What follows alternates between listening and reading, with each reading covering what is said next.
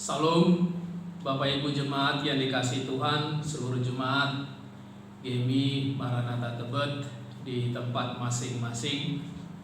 Bapak Ibu, saudara-saudara, tidak terasa sudah 2 minggu ini kita tidak bersama-sama beribadah di rumah Tuhan ini.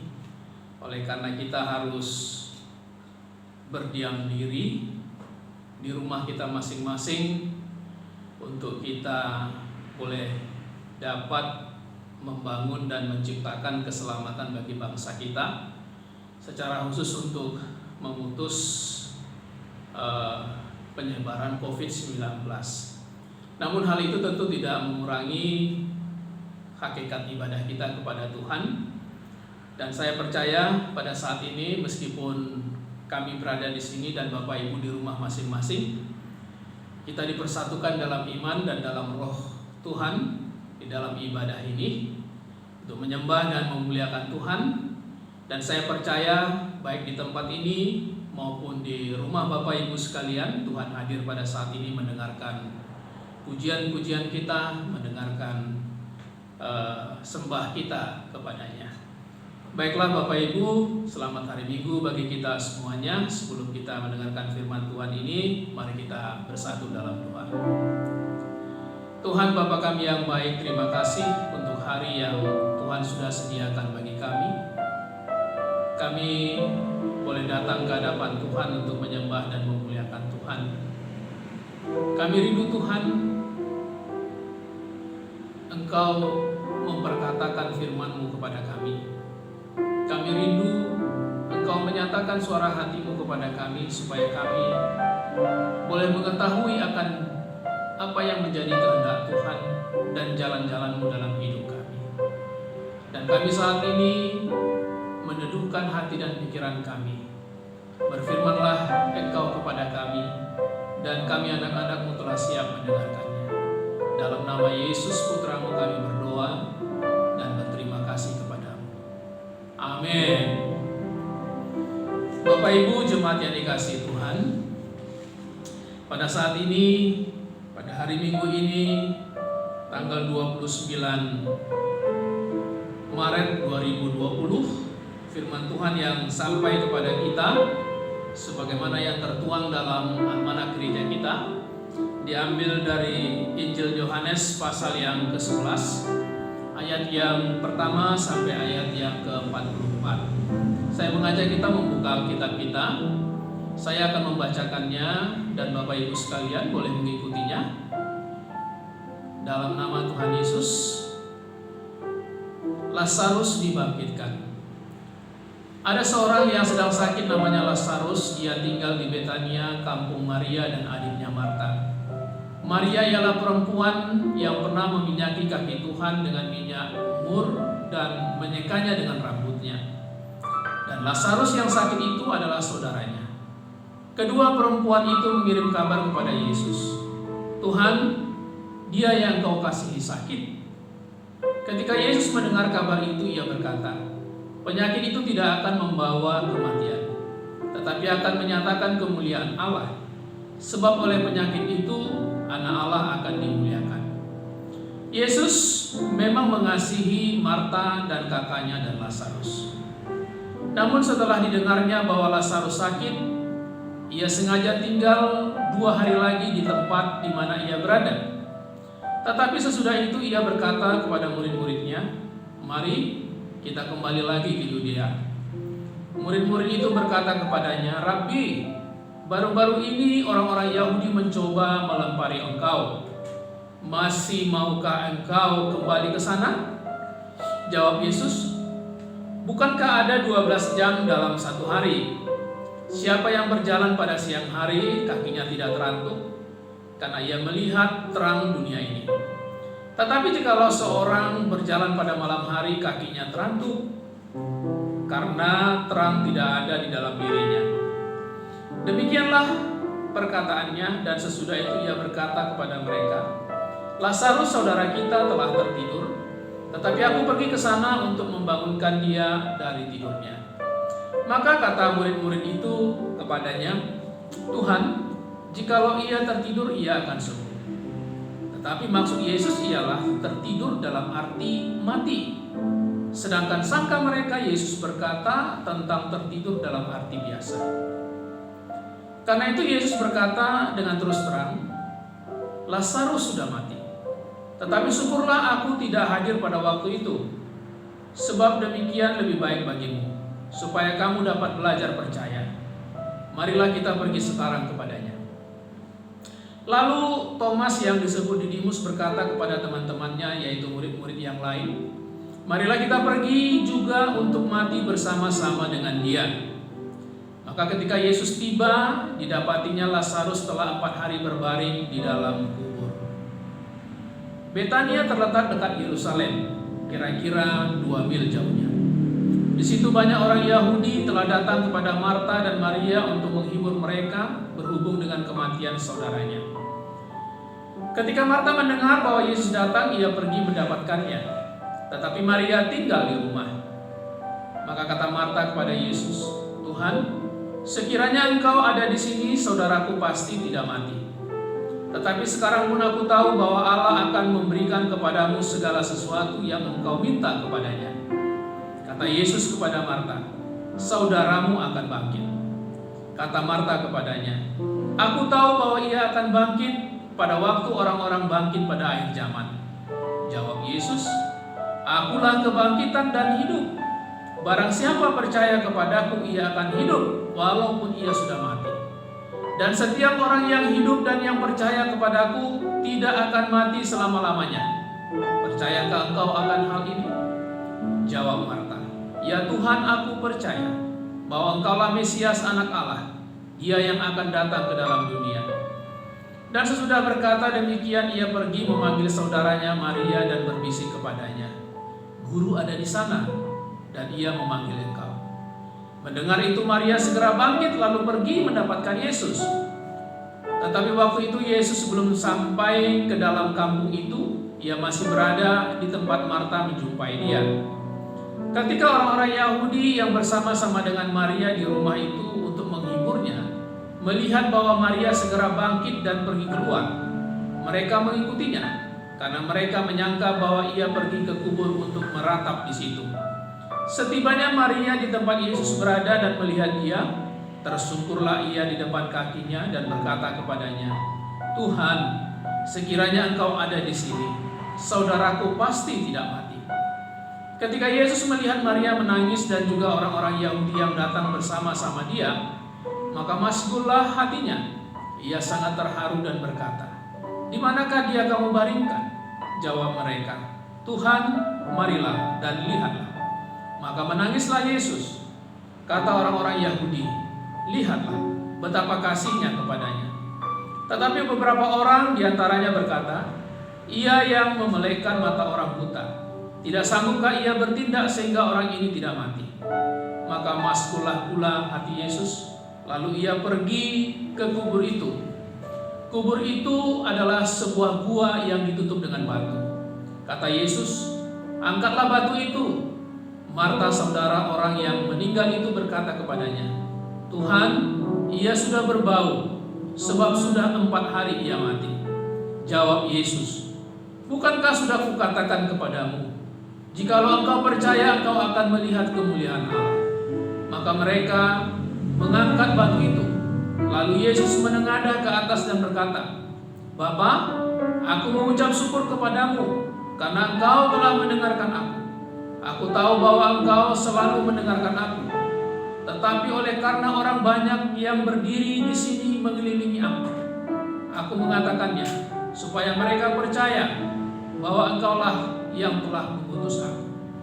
Dan sesudah berkata demikian, berserulah ia dengan suara keras, Lazarus, marilah keluar. Orang yang telah mati itu datang keluar. Kaki dan tangannya masih terikat dengan kain kapan, dan mukanya tertutup dengan kain peluh. Kata Yesus kepada mereka, bukalah kain-kain itu, dan biarkan ia pergi. Demikian pembacaan firman Tuhan yang cukup panjang dari kisah Yesus yang membangkitkan dan menghidupkan kembali Lazarus dari kematian. Saudara-saudara, tema kita dalam minggu ini mengambil satu tema yang percaya akan hidup selamanya. Saudara-saudara yang terkasih, kenikmatan hidup, kesehatan, kemakmuran, teman-teman yang baik, tetangga-tetangga yang baik, bahkan keluarga yang baik, sering sekali membuat kita lupa akan adanya sebuah realitas kematian. Kita bahkan mungkin tidak pernah memikirkan tentang kematian itu dalam arti apakah kita telah siap ataukah belum ketika kematian itu datang secara tiba-tiba, tidak terduga dalam hidup kita. Seperti juga yang dialami oleh Marta dan Maria. Tetapi kalau kita melihat akhir-akhir ini, ketika kita memperhatikan media sosial, lalu kita memperhatikan juga televisi yang menayangkan ataupun memunculkan gambaran-gambaran tentang kematian, terutama oleh karena virus corona COVID-19 ini. Tanpa kita sadari, pada saat ini banyak orang yang khawatir, takut, dan begitu memikirkan tentang kematian itu. Dari sini kita melihat bahwa ternyata kematian dapat menjadi sebuah perhatian yang serius ketika seseorang mengalami sebuah ancaman dalam kehidupannya. Setidaknya saudara-saudara, inilah yang kita lihat dan kita saksikan pada saat sekarang ini. Nah, dalam firman Tuhan ini kita melihat bagaimana sebuah peristiwa kematian, peristiwa yang menyedihkan yang juga terjadi di tengah-tengah sebuah keluarga yang begitu dekat dengan Yesus, punya hubungan yang begitu dekat dengan Yesus, yaitu Marta, Maria, dan Lazarus. Sebuah keluarga kecil, keluarga bahagia, keluarga yang penuh canda tawa, keluarga yang memiliki tetangga-tetangga yang baik. Tetapi secara tiba-tiba mereka menghadapi sebuah kejadian bahwa Lazarus, adik mereka yang sakit itu, tiba-tiba meninggal.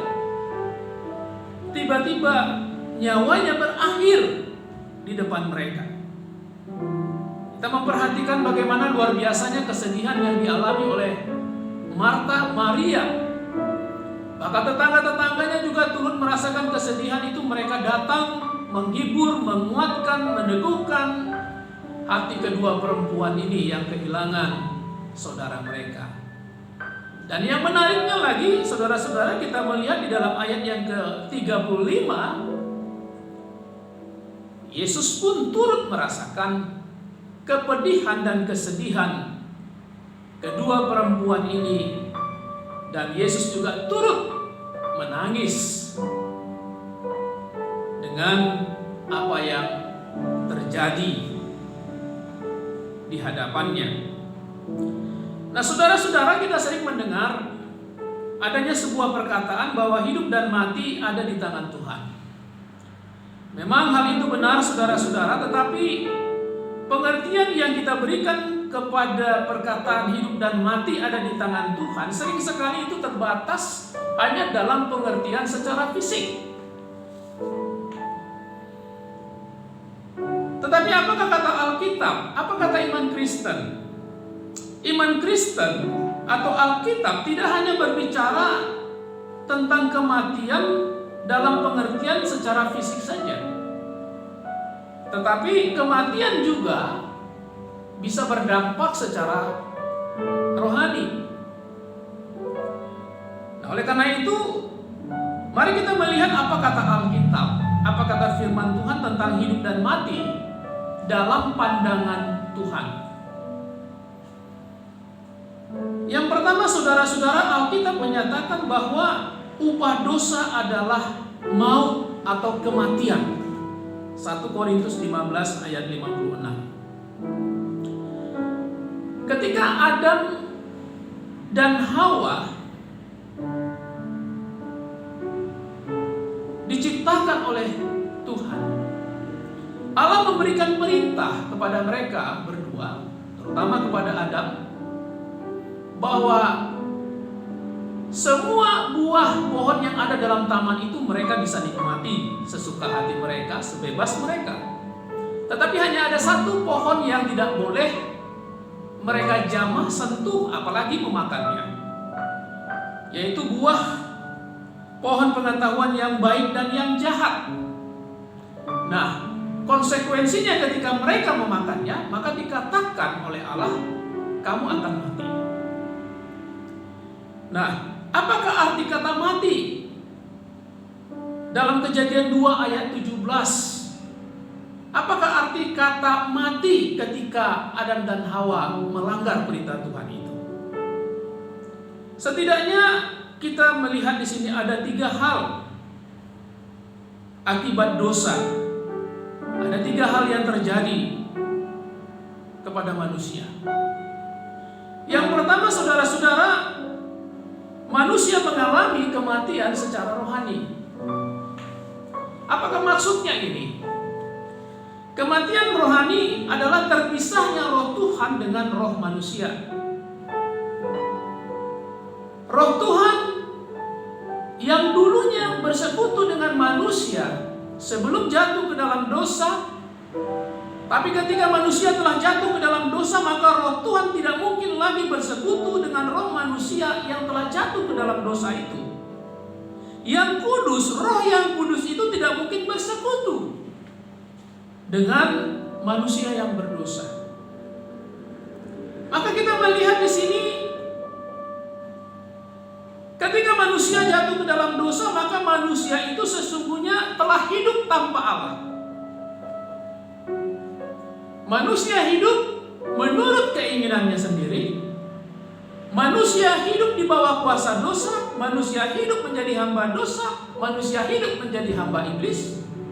Dan manusia hidup dalam kerajaan kegelapan, di mana iblislah yang akan menjadi penguasanya. Lalu yang kedua, saudara-saudara, akibat dosa itu manusia mengalami kematian secara jasmani, yakni terpisahnya tubuh fisik dengan roh dan jiwa manusia. Seandainya Adam dan Hawa pada waktu itu mereka tidak melanggar perintah Allah, maka mereka akan hidup selamanya. Tetapi karena mereka melanggar perintah Allah, maka mereka akan mengalami kematian secara fisik. Itulah sebabnya semua manusia akan mengalami kematian fisik, dan manusia tidak dapat lari dari kematian secara fisik. Dan yang ketiga, akibat daripada dosa itu manusia mengalami yang namanya kematian kekal. Kematian kekal yaitu terpisahnya manusia dengan Allah untuk selama-lamanya.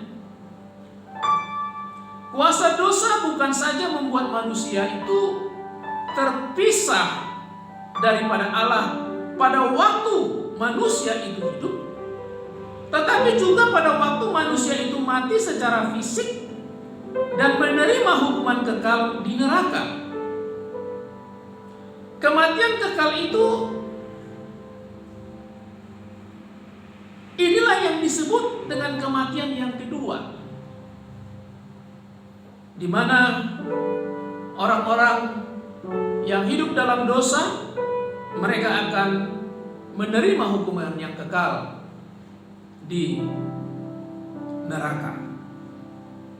Nah, saudara-saudara, dari ketiga pengertian tentang mati ini, maka dapatlah kita simpulkan, dosalah yang menyebabkan dan membuat kematian itu menjadi sebuah kengerian. Dosalah yang menyebabkan dan membuat kematian itu menjadi sesuatu yang menyedihkan bagi manusia. Tetapi apakah Allah akan membiarkan manusia yang tidak berdaya atas kuasa dosa dan tidak mempedulikan nasib manusia yang berada di bawah hukuman dan kuasa dosa itu? Jawabannya saudara-saudara adalah tidak. Allah sekali-kali tidak membiarkan manusia berada di bawah kuasa dosa untuk selama-lamanya. Sebab hal itu bertentangan dengan keadilan dan kasih-Nya. Allah justru membuka jalan kepada manusia. Jalan terbuka Dia berikan kepada manusia agar terjalin kembali persekutuan yang indah antara Allah dan manusia, seperti sebelum manusia itu jatuh ke dalam dosa. Dan jalan yang terbuka itu menawarkan syarat yang mudah tapi bukan murahan, yakni percaya kepada anaknya Yesus Kristus. Karena begitu besar kasih Allah akan dunia ini, sehingga Ia telah mengaruniakan anaknya yang tunggal, supaya setiap orang yang percaya kepadanya tidak binasa, melainkan beroleh hidup yang kekal.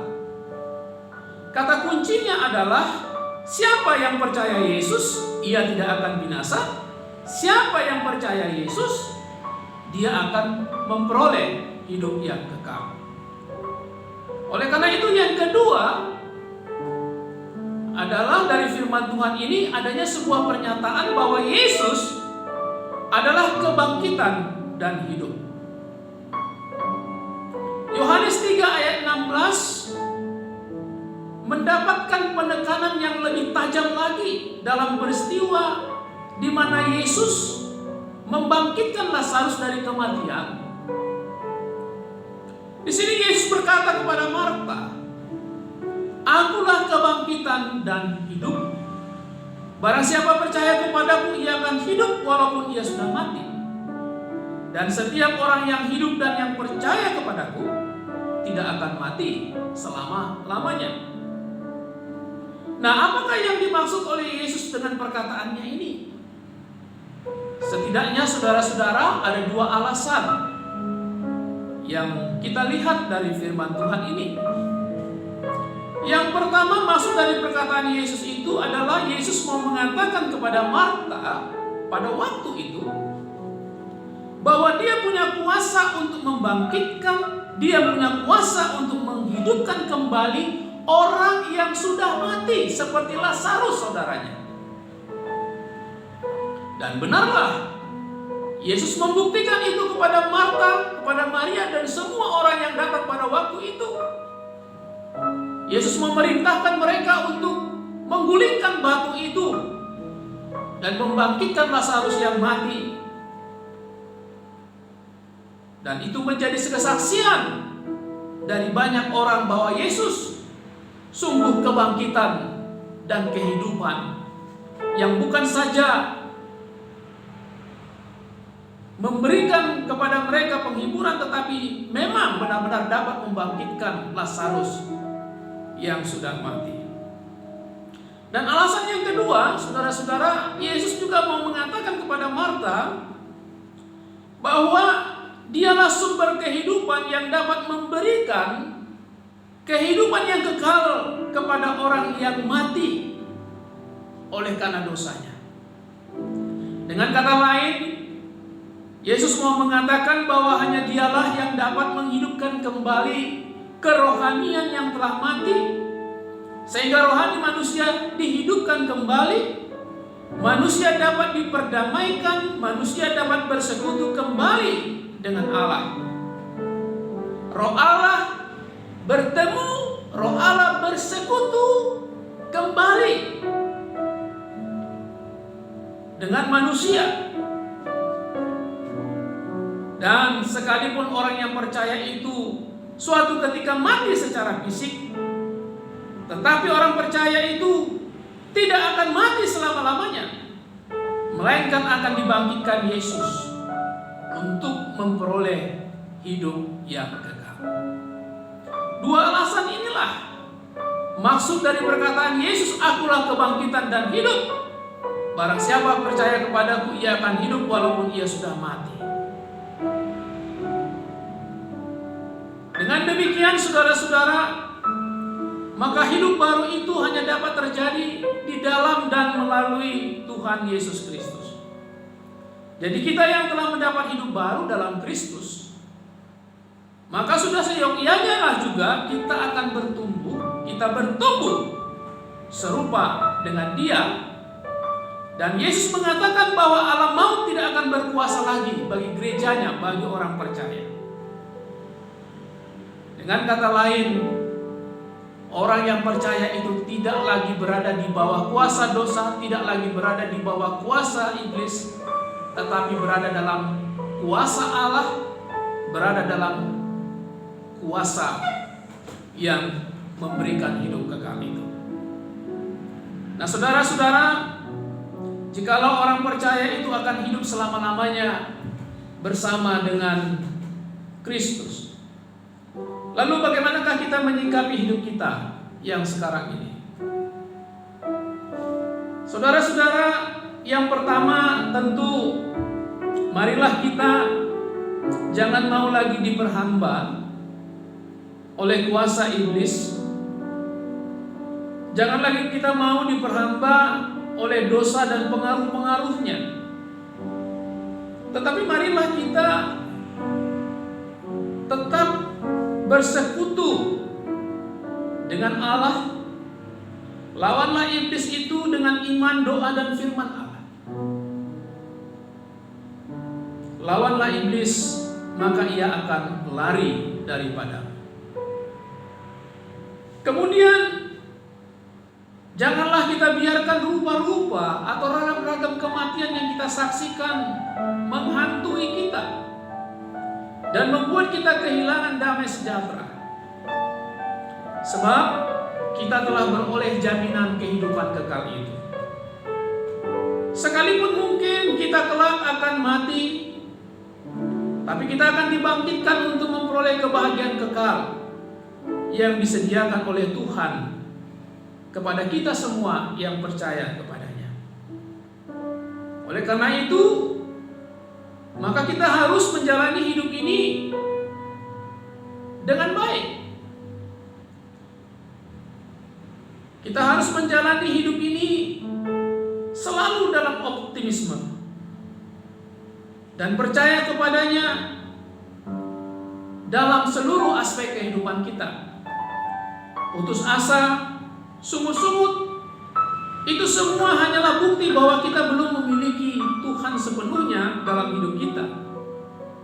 Atau kemungkinan lain kita belum sepenuhnya berserah diri kepadanya, tapi masih mengandalkan kekuatan kita sendiri.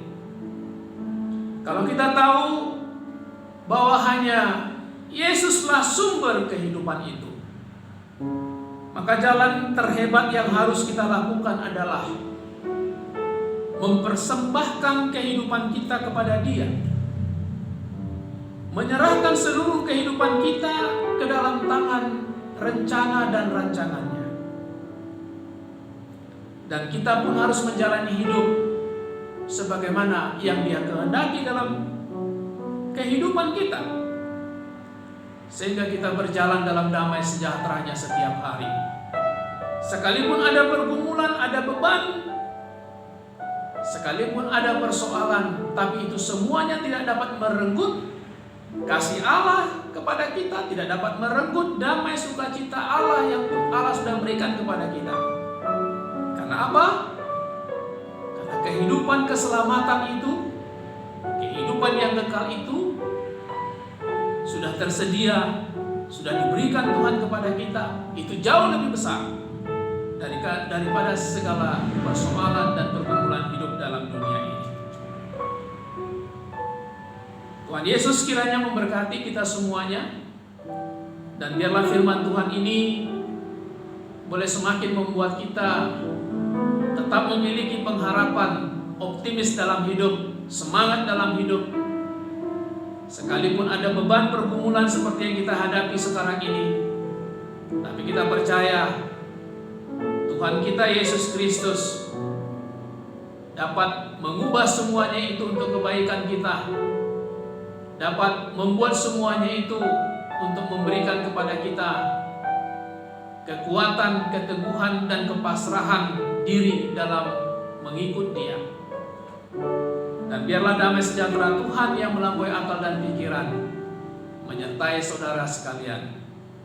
Tuhan memberkati. Mari kita berdoa. Bapa kami yang di surga, terima kasih untuk firman-Mu yang boleh menyapa kami pada pagi menjelang siang hari ini. Kami percaya Tuhan, Engkau senantiasa memelihara hidup kami dari hari ke hari. Dan Engkau jugalah Tuhan sumber segala kebahagiaan dan sukacita. Kami percaya Engkau yang telah menyediakan kepada kami kehidupan yang kekal itu. Dan Engkau yang memberkati juga kehidupan kami setiap hari, memberikan kepada kami keberanian dalam menjalani hidup, memberikan kepada kami tetap semangat untuk menjalani hidup dan percaya bahwa hanya Engkaulah Allah yang sanggup menolong kami menapaki kehidupan ini. Karena itu ya Bapa, berkatilah kami semuanya. Hamba menyerahkan seluruh jemaat-Mu yang pada saat ini berada di rumah mereka masing-masing. Biarlah kiranya Engkau mendengarkan doa-doa mereka, sembah syukur mereka. Tuhan memelihara kehidupan mereka, rumah tangga, pekerjaan, anak-anak. Biarlah Tuhan memberkati dan memberikan kesembuhan, pemulihan bagi mereka yang sakit pada saat ini. Dan biarlah kiranya Roh Tuhan yang sungguh-sungguh berkuasa dalam kehidupan mereka setiap hari. Hamba menyerahkan mereka ke dalam tangan pengasihan-Mu. Biarlah lawatan-Mu di rumah, di tempat mereka, di mana sekarang mereka berada, itu memberikan damai sejahtera surgawi itu bagi mereka. Terima kasih ya Bapa, dalam nama Yesus kami berdoa. Amin.